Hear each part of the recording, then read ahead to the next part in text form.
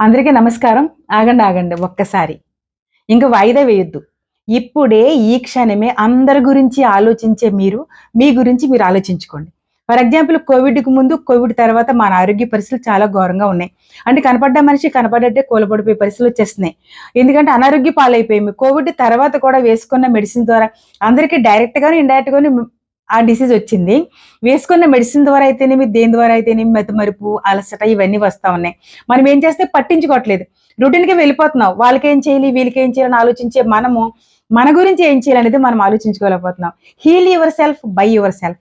మీ నుంచి మీరు హీల్ చేసుకోండి. ఎట్లా రిలాక్స్‌గా కూర్చోండి. మార్నింగ్ ఎప్పుడైతే అప్పుడు మీరు మెడిటేషన్ అంటే గుండె నిండా ఊపిరి తీసుకొని, అలాగే మొత్తం ఊపిరి తీయడం మీరు అలవాటు చేసుకున్నట్లయితే మీ హెల్త్ చాలా బావుంటుంది. మీ గురించి మీరు పట్టించుకోవాలి. ఇప్పుడే కూర్చొని మీరు పరిశీలన చేసుకోండి. హెల్త్ ఎలాగుంది, బాగుంది. కాన్సంట్రేషన్ మీ మీద మీరు పెట్టుకోండి. అప్పుడు మీకు చాలా